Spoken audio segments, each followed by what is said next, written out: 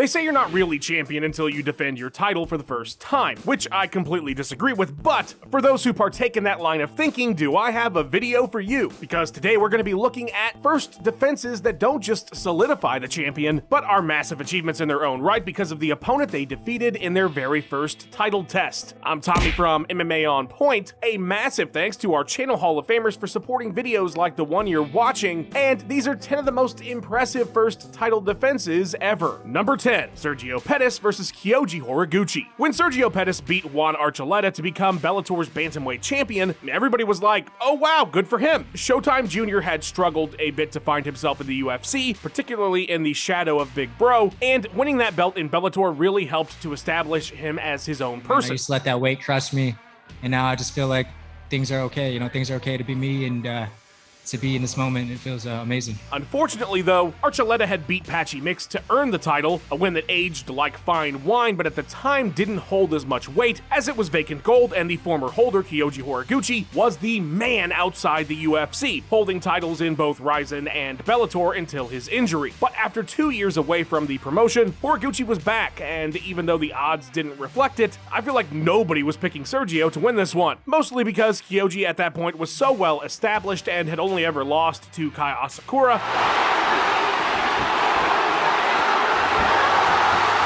and Demetrius Johnson in nearly a decade. It looked like all of us were right, as Pettis was down 3 rounds on his way to a 4th when he landed an absolutely diabolical spinning back fist that wiped the Typhoon out instantly.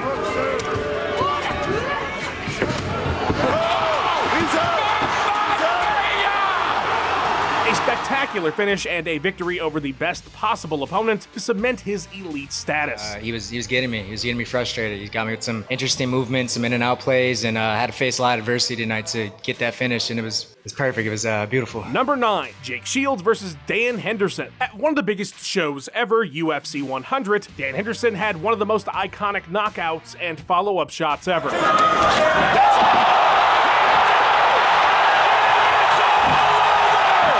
Probably felt better to knock him out than for the bonus check.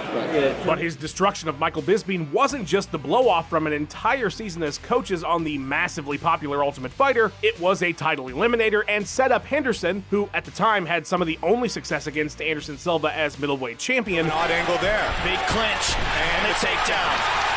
With another shot at the Spider. But his contract was up, and so white hot, he took his talents to Teal Town and joined up with Strikeforce, being immediately presented with a title challenge against their middleweight champion, Jacob Patrick Shields, on a 13-fight win streak with victories over guys like Paul Daly. He may have it this time. He may have it. Thumb up. Daly trying to turn. Daly's trying to run the pipe. Jake Shields. And he taps.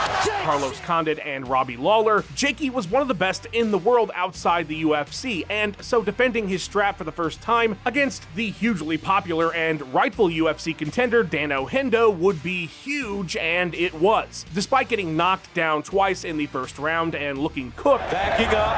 Oh, he's out. He's down. The big right hand lands for Henderson. And Henderson dropped me twice in the first round. On Henderson, you get dropped, it's like, I'm gonna get up and I'm gonna win this fight. Shields weathered the H-bombs and would control Henderson from top position for the rest of the fight, landing 280 strikes on his way to victory before getting Strikeforce thrown off network TV. Gentlemen, we're on national television. Gentlemen, we're in national television. Still a huge win though. Number 8, Henry Cejudo versus TJ Dillashaw. Triple C should have been calling himself Randy Orton instead, because the man was a straight up legend killer. After dethroning the winningest champion in UFC history in Demetrius Johnson, Cejudo was immediately paired with another legend in his own right, TJ Dillashaw, one of the greatest bantamweights of all time, who was looking to come down to 125 to earn himself another shiny new belt. Does going to 125 to face a Henry Cejudo have that same excitement for you? That's whatever's going to get me to the best pound-for-pound fighter in the world. I believe I am that guy, so whatever that biggest challenge is, let's bring it. This would turn out to be a critical error on his part, as EPO would not save him from having to transform into Skeletor in order to compete at flyweight. A major problem that would be exploited by Cejudo when he knocked out Dillashaw in just 32 seconds.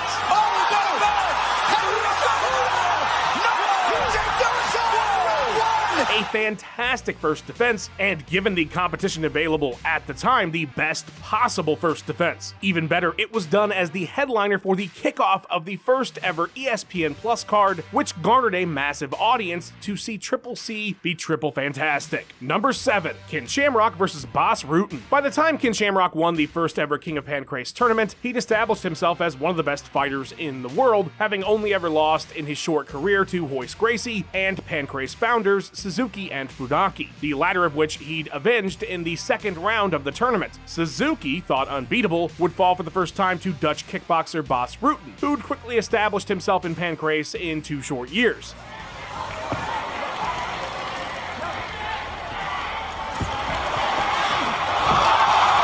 This would lead to his first encounter with Kenny, where he'd get subbed after 16 minutes and realize he needed to work on his ground game. When I fought him for the very first time, I believe, for 12 months, or I don't know. So, but I trained maybe once every 3 weeks. I had a submission class. So that was the difference. Following a razor-close loss to Shamrock's brother Frank on the cards, Rootin would choke sleepy Minobu Yamada in just over a minute, a man that Ken defeated to earn the King of Pancrase title after a 30-minute decision. Rootin's impressive performance put him on another collision course with Shamrock, and thus this absolutely massive fight for Ken's first ever title defense. Shamrock would secure a knee bar in the first minute of the fight and force a very frustrated Rootin to tap. That was it. It was arguably the peak of Ken's career, as he'd go on to that horrible draw with Royce right after and drop the Pancrase title to Suzuki following that. You can debate if the Superfight title was more significant, point being massive first defense in Rootin. Old Boss would never lose another fight for the rest of his career, and eventually in his own right have a legendary first defense, in hindsight more so than at the time, by beating brother Frank a few years before he'd establish himself as a UFC legend. Number 6, Ilia Topuria versus Max Holloway. Ripped straight from the headlines, and how could it not? Social media is debating whether Ilia Topuria's 2 featherweight title victories are the greatest 2-fight stretch of all time, and there's certainly a good argument for it. After taking the belt from the arguable featherweight GOAT Alexander Volkanovski via knockout,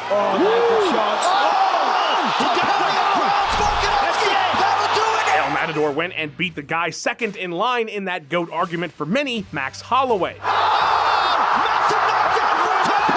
But he didn't just win, he earned the first ever KO TKO stoppage on Blessed in his entire career, a feat many thought impossible considering Max has had the most impressively and numerously tested chin in the history of the UFC by a huge margin. Even better, Holloway looked great the whole fight, so it never once felt like Topuria was beating someone who'd lost a step. Despite its recency, this will absolutely go down as one of the best title defenses ever, let alone a first. Number 5, Jan Blachowicz versus Israel Adesanya. I mean, how about a super fight for your first defense? Jan Blachowicz was such an unlikely champion. While a huge star in KSW, he got to the UFC and just sucked, losing 4 of his first 5 fights. But after that, he put together 7 wins in his next 8 fights, and before we knew it, Polish Power was stopping at the time the massively hyped Dominic Reyes to earn the vacant title and become the first 205-pound champion not named John Jones or Daniel Cormier in a very long time. 30 seconds to go in the round. To top off such a monumental achievement, Blachowicz was given an opportunity to welcome unbeaten middleweight champion and true star EA UFC cover athlete Israel Adesanya to the division. Given Stylebender's mystique at that point, it was understandable that Blachowicz was a 2-1 dog. But wow, did he prove everybody wrong with a dominating performance, out-striking, out-wrestling, and outdoing Izzy to earn 4 rounds on all 3 judges' cards to successfully defend his title for the first time and give Adesanya his first ever L. Now I'm proved that I'm true champion. I think now I'm gonna have respect from everybody. Number 4, Brock Lesnar versus Frank Mir. It cannot be stated enough how absurd it is that Brock Lesnar ever did what he did in mixed martial arts. 8 years removed from his college wrestling days, after 3 ever professional fights, one of which was against Min-Soo Kim, no offense Min-Soo, Brock Lesnar beat one of the most legendary fighters ever in Randy Couture to become the UFC heavyweight champion at 31 years old. Title on the line. Couture is down. It was just ridiculous, and given his megastar status, he was going to need a huge opponent for his first defense that would be headlining the promotion's biggest ever show at the time, UFC 100. Luckily, fate would hand Brock the best possible opponent when Frank Mir, the man who defeated him in his second professional fight, beat Minotauro Nogueira to become interim heavyweight champion, thus forcing a rematch. Not only was Mir perfect given their history, he was also a great promo and a former champion with about as well-rounded a pedigree as you could get at the time. It was without question Lesnar's biggest test to date, and he passed it with flying colors, absolutely dominating the Frankster before getting on top of his wife because Bud Light won't pay him nothing. I'm gonna drink a Coors Light. That's a Coors Light because Bud Light won't pay me nothing. I'm gonna sit out with my friends and family.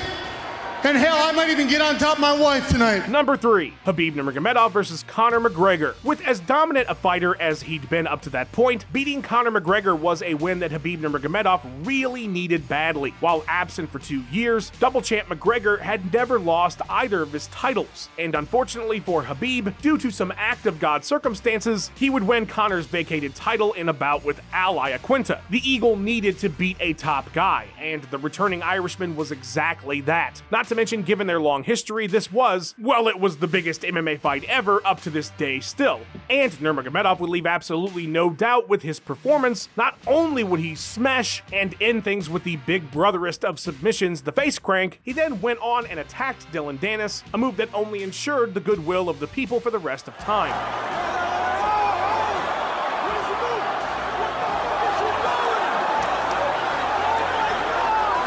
Aside, beating the biggest star in the world is a hell of a way to start your run of defenses. Number 2, Rampage Jackson versus Dan Henderson. I don't know if you know this, but the UFC was on fire in 2007. Chuck Liddell was at the top of the sport, the Ultimate Fighter had become this massive thing, and Pride just died, leaving all their top talent to bolster an already stacked roster. Rampage Jackson had made the jump a year earlier from Pride, and by May had set himself up with a huge rematch against Chuck Liddell from their 2003 GP tournament bout, a fight that Jackson won. In an absolute stunner, Page knocked the Iceman off his throne with a first-round knockout,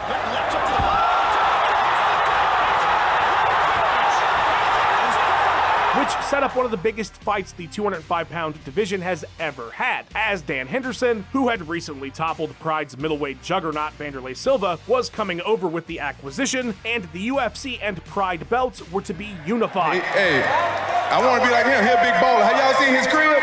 He got a big crib. I want one. I'm champion now. It's my turn. Page's stardom exploded due to him just being generally fucking awesome and KOing the baddest man in the promotion in Liddell. But his sound victory over Hendo, unifying the 2 titles, solidified Jackson's place among the most elite in the entire sport. A lot of people don't know that I got jiu-jitsu. What he did makes Forrest Griffin beating him in his second defense all the more incredible. Number 1, Amanda Nunes versus Ronda Rousey. I mean, you're gonna get the GOAT in your first defense? This had to be number 1. Despite the absolute dogpile that formed on Ronda Rousey following her loss to Holly Holm and claims that she was never as good as her accomplishments, all that negative sentiment didn't dissuade the vast majority from completely counting out new bantamweight champion Amanda Nunes. After Holm's huge win with Ronda MIA, Holly took on Miesha Tate and lost her title in a stunner. At UFC 200, Nunes would enter the picture and maul Tate, setting up her first defense against the returning bantamweight GOAT at the time. The fight was a massive deal, but only in that Ronda Rousey was coming back after a year away. Nunes made sure that nobody would be counting her out after that day, though, battering Rousey all over the octagon and finishing her standing in the very first round. Big combination!